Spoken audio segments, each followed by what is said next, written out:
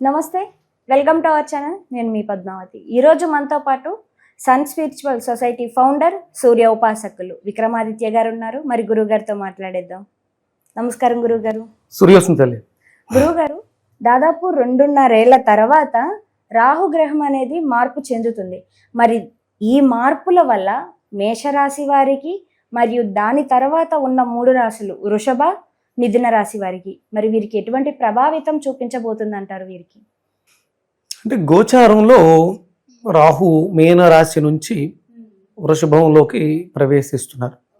అంటే అసలు ఫస్ట్ ముందు మనకి జ్యోతిష్ శాస్త్రము అంటే జ్యోతి శాస్త్రం మనకి వేదం నుంచి ఈ వేదంలో ఉన్నటువంటి ఒక ఉపవేదంగా జ్యోతిష్ శాస్త్రాన్ని తీసుకుంటారు. వేదాల్లో ఏదైతే ఉంటుందో అది ప్రమాణం. అంటే చాలామంది జ్యోతిష్ శాస్త్రం మూఢనమ్మకం అంటారు. వేదంలో దేని గురించి అన్నా ప్రస్తావించబడి ఉంది అంటే దానికి మూఢనమ్మకం కాదు, అది స్టాండర్డ్స్. అందులో మనకి గ్రహాల గురించి వర్ణన ఉంటుంది. మనకి జరుగుతున్నటువంటి విపత్కరమైనటువంటి పరిస్థితులు గ్రహస్థితులను అనుసరించే జరుగుతుంటాయి.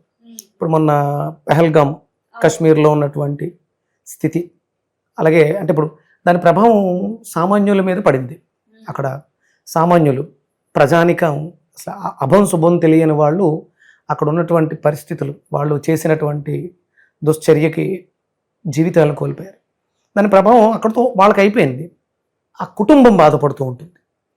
మరి దీని ప్రభావం ఇప్పుడు దీనిని అణచకపోతే రేపొద్దుట ఇంకా ఎంతోమంది తమ జీవితాలని త్యాగం చేయాల్సిన పరిస్థితి ఏర్పడుతుంది. దాని ప్రభావం ఎవరి మీద ఉంటుంది? ఎవరైతే దేశానికి అధిపతి ఉన్నారో ఆయన మీద ఉంటుంది. అంటే మొన్న చూసినట్టు మనం వీడియోలో కూడా చూసాం, ఇండైరెక్ట్గా కాదు డైరెక్ట్గానే మోడీ గారికి చెప్పుకోండి వెళ్ళి అని అన్న విషయాలు కూడా మనం చూసాం. అంటే దీని ఎఫెక్ట్ ఆయన మీద కూడా పడిందని చెప్పుకోవచ్చు. 100% అంటే గ్రహాల యొక్క ప్రభావం మనుషుల మీద ఉంటుంది. ఇప్పుడు ఈ సంవత్సరం విశ్వావసునామ సంవత్సరంలో రవి రాజు అయ్యాడు. గ్రహస్థితి ప్రకారం రాజు అంటే రాజకీయ పరంగా దేశాన్ని, అంటే ఇప్పటి వరకు ఉన్న పరిస్థితులు ఒక ఎత్తు, ఇక నుంచి ఉండబోతున్నటువంటి పరిస్థితులు ఒక ఎత్తు. అభ్యున్నతి రావాలి అంటే మనకు ఉన్నటువంటి లోటుపాట్లు తెలియాలి.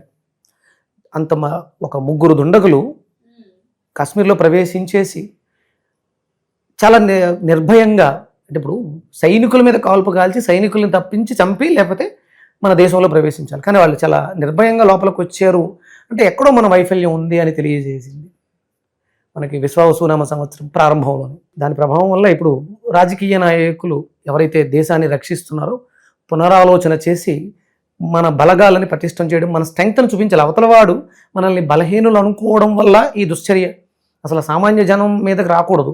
యుద్ధం చేయాలంటే సైనికులతో చేయాలి, రాజకీయ నాయకులతో, ఎవరైతే అధిపతి ఉన్నారో వాళ్ళతో చేయాలి. సామాన్య మానవులు ఏం చేశారు? ఇది కాదు.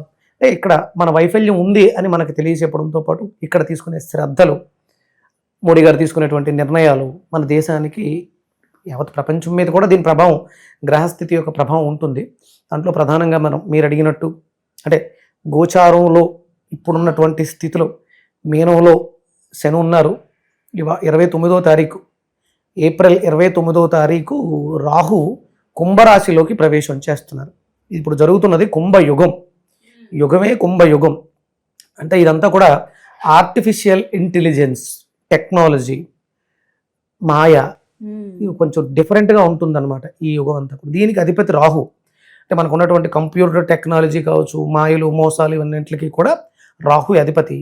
ఈ రాహువు అంటే మేనంలో ఉన్నంత వరకు అదంతా ఆధ్యాత్మికత.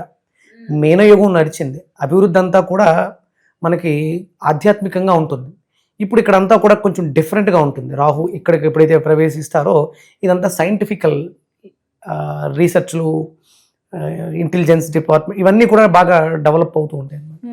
అక్కడికి ప్రవేశిస్తున్నారు, సొంత రాశిలోకి ప్రవేశిస్తున్నారు. కాబట్టి అక్కడ సహజ కారకత్వం, ఇది ఆఖరి కోరికలు.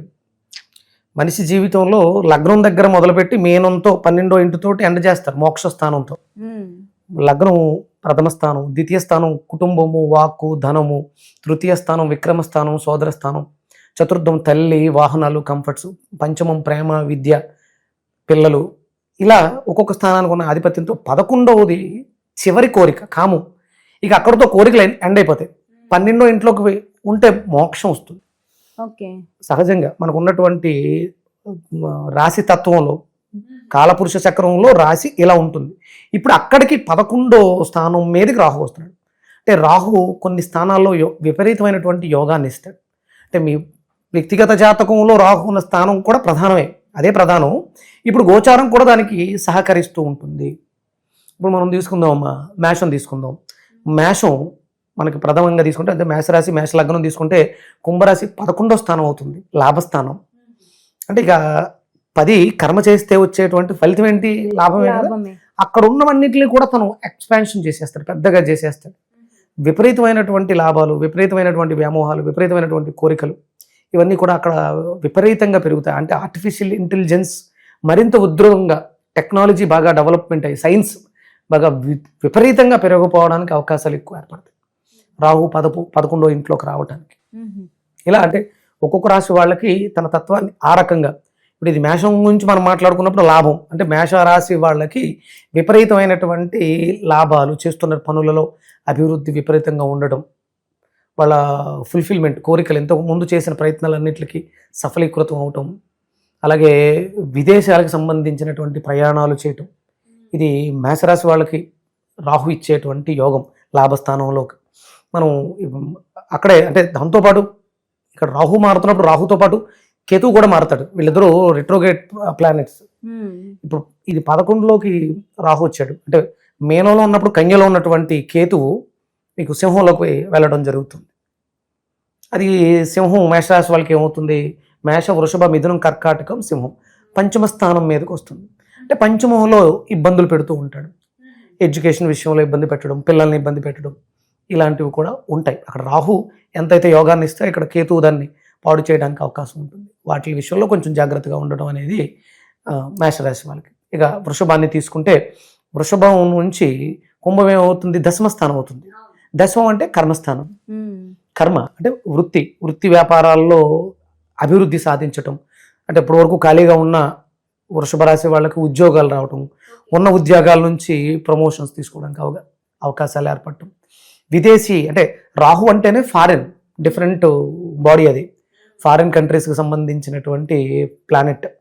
అందుకని ఫారిన్ కంపెనీలతో ఒప్పందాలు పెట్టుకోవడం, పనులు చేయటం, అక్కడి నుంచి మనకి లాభాలు రావటం అనేది వృషభానికి సంబంధించినటువంటి లాభంగా చెప్పుకోవచ్చు. చాలా చాలా బాగుంటుంది. దశమస్థానంలో మీరు చేస్తున్నటువంటి వృత్తి ఉద్యోగాల వ్యాపారాల్లో విపరీతమైనటువంటి అభివృద్ధిని కనపరచడం, నైపుణ్యాన్ని విపరీతంగా చూపించడం, ఈ అవకాశాలు వృషభ రాశి వాళ్ళకి ఏర్పడతాయి. మరి అప్పుడు వృషభం నుంచి కేతు ఏమవుతుంది? సింహరాశి ఏమవుతుంది? చతుర్థ స్థానం అవుతుంది. చతుర్థం అంటే డొమెస్టిక్ లైఫ్. అక్కడ మనకి అంటే తల్లి విషయంలో కానీ డొమెస్టిక్ విషయంలో కానీ ఇబ్బందులు వచ్చే అవకాశాలు ఉంటాయి. కొంచెం జాగ్రత్తగా ఉండటం అనేది చాలా అవసరం అన్నమాట. అంటే ఇక్కడ రాహు అద్భుతమైనటువంటి యోగాన్ని ఇస్తున్నాడు. మీరు పని ఒత్తిడిలో బిజీగా ఉంటారు. డిఫరెంట్ పరిస్థితులలో చాలా బిజీగా ఉండడం వల్ల ఇంటి వాతావరణాన్ని పట్టించుకోవడానికి సమయం లేకపోవడం వల్ల అక్కడ జరుగుతున్నటువంటి ఇబ్బంది. అంటే మీరు ఎంత బిజీగా ఉన్నా అక్కడ నుంచి ఒక్కసారి ఇంట్లో ఉన్నటువంటి తల్లిదండ్రులను గమనించడం, ఇంటిని గమనించుకోవడం, మీ వాహనం వెహికల్స్ బిజీగా తిరిగేస్తున్నాం కదా అని చెప్పేసి పెట్రోల్ కొట్టించుకోవడం మర్చిపోతే దాంట్లో ఇబ్బంది పడతాం. డొమెస్టిక్ లైఫ్లో ఇబ్బంది, టికెట్ తీసుకునే విషయంలో పొరపాట్లు డొమెస్టిక్ లైఫ్లో అంటే ఒక్కొక్కసారి అలాంటివి. ఎక్కడికైనా వెళ్ళినప్పుడు ముందుగానే రూమ్స్ బుక్ చేసుకోకపోతే అక్కడ డొమెస్టిక్ లైఫ్లో వచ్చే ఇబ్బందులు ఇవన్నీ కూడా కేతువు సృష్టిస్తూ ఉంటాడు. కొంచెం కేర్ఫుల్గా ఉండడం ఈ రాహుకి సంబంధించి మనం చేసుకోవాల్సినటువంటి, నేను చివరిలో మంత్రం చెప్తాను, ఆ మంత్రాన్ని రాహు మంత్రాన్ని కేతు మంత్రాన్ని కూడా పఠించడం ద్వారా ఆ పరిహారం కూడా చేసుకోవచ్చు. అలాగే మనం మిథున రాశికి తీసుకుంటే మిథునానికి ఎన్నో స్థానం అవుతుంది? మిథునం, కర్కాటకం, సింహం, కన్య, తుల, వృశ్చికం, ధనస్సు, మకరం, కుంభం భాగ్యస్థానం అవుతుంది. మిథున రాశి వాళ్ళకి, మిథున లగ్నం వాళ్ళకి రాహు 9వ ఇంట్లో ప్రవేశించాడు, భాగ్యస్థానంలోకి ప్రవేశించాడు, పూర్వ పుణ్యస్థానంలోకి ప్రవేశించాడు.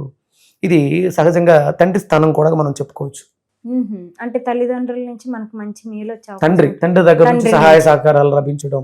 అంటే పూర్వపుణ్యం అంటే పుణ్యాన్ని చేసుకోవడానికి గురుస్థానంగా కూడా చెప్పుకోవచ్చు. గురువుల యొక్క అనుగ్రహం, తీర్థయాత్రలు, అంటే ఇప్పటివరకు పడిన ఇబ్బందుల నుంచి ఒక కించిత్ జ్ఞానోదయం లాంటిది కలిగి ఏం చేసాం ఇప్పటివరకు అంటే పునరాలోచన చేసుకుంటాం. ఇప్పటివరకు జీవితం అంతా సంపాదన కోసం ఖర్చు పెట్టేసాం, డబ్బు సంపాదించేసాం, ప్రశాంతత లేదు, మనశ్శాంతి లేదు, ఏమేమి లోపాలు చేసాం వాటిని సరిదిద్దుకోవడానికి, గురువుల యొక్క అనుగ్రహాన్ని పొందడానికి, మనకు ఒక మంచి వ్యక్తిని గురువుగా భావించి గురువులు దొరుకుతారు కూడా ఈ సందర్భంలో. ఎప్పుడైతే అక్కడికి రాహు వచ్చాడో మంచి గురువు దొరికి మంచి గైడెన్స్లో నడిపించడం, తీర్థయాత్రలు చేయడం, పుణ్య స్నానాలు చేయడం, ఇవన్నీ కూడా విశేషమైనటువంటి, అంటే సహజంగా అది మనకి కుంభరాశి కదా.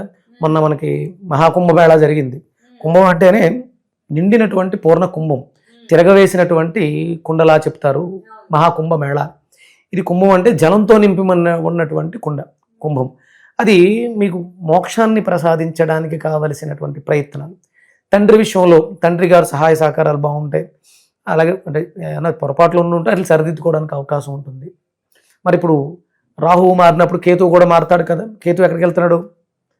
తృతీయ స్థానం మీదకి వెళ్తున్నాడు. కమ్యూనికేషన్స్, బంధుమిత్రులు, సోదరులు, అంటే మనకంటే చిన్నవాళ్ళు, వీళ్ళుతో గ్యాప్స్ వచ్చే అవకాశం. అంటే ఎక్కడుంటే అక్కడ దాన్ని పాడు చేసేస్తాడు కేతు, ఎక్కడుంటే అక్కడ దాన్ని ఇంప్రూవ్ చేస్తాడు రాహు. రాహు ఎక్కడుంటే అక్కడ ఆ స్థానాన్ని అభివృద్ధి చేసేస్తాడు. కేతు ఎక్కడుంటే అక్కడ దాన్ని పాడు చేసేస్తూ ఉంటాడు. అందుకని తృతీయాన్ని పాడు చేస్తున్నాడు, విక్రమస్థానాన్ని పాడు చేస్తున్నాడు. బంధువులు, స్నేహితులు, ఎవరైతే తోడబుట్టిన వాళ్ళు, వీళ్ళతో ఇబ్బందులు వచ్చే అవకాశం. ఇప్పుడు మీరు యాంకరింగ్ ఫీల్డ్లో ఉన్నారు, కేతు వల్ల ఏంటంటే దానికి మీకు ఇబ్బంది వస్తుంది. మిథున రాశికి సంబంధించి అంటే సరిగ్గా ప్రజెంట్ చేయలేకపోవడం, ఆ ప్రజెంటేషన్ సరిగ్గా కమ్యూనికేట్ చేయలేకపోవడం, మిస్ అవ్వడం, ఇలాంటి ఇబ్బందులన్నీ మిథున రాశి వాళ్ళకి వచ్చే అవకాశం ఉంటుంది. మరి ఇప్పుడు మనం మేష, వృషభ, మిథునం వాళ్ళకి రాహు యొక్క ప్రభావాన్ని, కేతు యొక్క చెడు ప్రభావాన్ని కూడా చెప్పాం. మరి ఇప్పుడు మనం ఉన్న ఫలితాలని మరింతగా అభివృద్ధి చేసుకోండి. అంటే గోచారం ఎలాగ చెప్పాము, జాతకంలో రాహు ఉన్న స్థానం ఏంటి, అది కూడా ప్రధానంగా తీసుకుని, ఒకవేళ జాతకంలో రాహు బాగోకపోతే కొంత ఇక్కడ బాగుండే అవకాశం ఉంది. అందుకని రాహుకి పరిహారంగా దుర్గాదేవిని ఆరాధించడం, రాహుకి సంబంధించినటువంటి మంత్రం అర్ధకాయం మహావీరం చంద్రాదిత్య విమర్దనం సింహికా గర్భ సంభూతం తమ రాహుం ప్రణమామ్యహం పలాస పుష్ప సంకాసం తారకాగ్రహమస్తకం రౌద్రం రౌద్రాత్మకం ఘోరం తం కేతుం ప్రణమామ్యహం. ఇది కేతు మంత్రం, అది రాహు మంత్రం. ఈ మంత్రాలని ప్రతినిత్యం కూడా యథాశక్తి 108 సార్లు పారాయణం చేయడం ద్వారా చెడు ఫలితాలు ప్రభావం తగ్గే అవకాశం ఉంది, మంచి ఫలితాలు ప్రభావం పెరిగే అవకాశం ఉంది. అలాగే దుర్గాదేవిని ఆరాధించడం, అమ్మవారి గుడికి రెగ్యులర్గా వెళ్ళి అమ్మవారి ఆరాధన చేయటం, అక్కడ ఏమైనా రావి చెట్టు దగ్గర ఉంటే రావి చెట్టు చుట్టూ ప్రదక్షిణ చేయటం. రాహుకి స్వీపర్స్, మున్సిపాలిటీ స్వీపర్స్ అంటే చాలా ఇష్టం. వాళ్ళు చేస్తున్నటువంటి పను మనం చేయలేని పనులు చేస్తుంటాం. మురికి కాలువలు క్లీన్ చేస్తూ ఉంటారు. ముక్కు మూసుకుని మనం ఆ పక్క నుంచి వెళ్తుంటేనే ముక్కు మూసుకుని వెళ్తాం. అలాంటిది వాళ్ళు అందులో దిగి ఆ చెత్తని తీసి మనకి శుభ్రం చేస్తుంటారు. వాళ్ళని గౌరవించడం, సత్కరించడం, వాళ్ళకి ఏదైనా పదార్థాన్ని నివేదన చేయటం. అందులో మనకి రాహుకి ఏం చెప్తారంటే మసూర్ దాల్, ఎర్ర కంది పప్పుని దానం చేయమంటారు.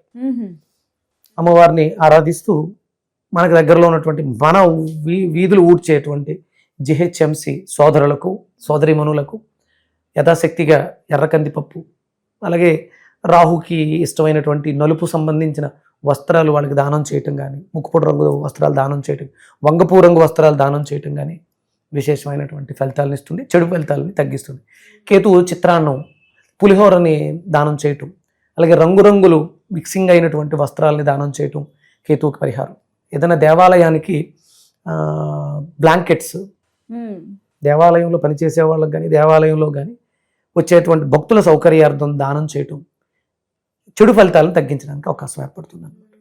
చాలా చక్కగా వివరించారు గురుగారు. అయితే 2.5 సంవత్సరాల పాటు మనకి ఈ రాశుల మీద ఎటువంటి ప్రభావితం చూపిస్తుంది అనేది చాలా చక్కగా వివరించారు. అయితే మేష, వృషభ, కర్కాటక రాశి వారికి దాంతోపాటుగా రెమెడీస్ కూడా చెప్పారు, ఏం చేసుకోవాలి అనేది. ధన్యవాదాలు గురుగారు. సూర్యోస్మితలే.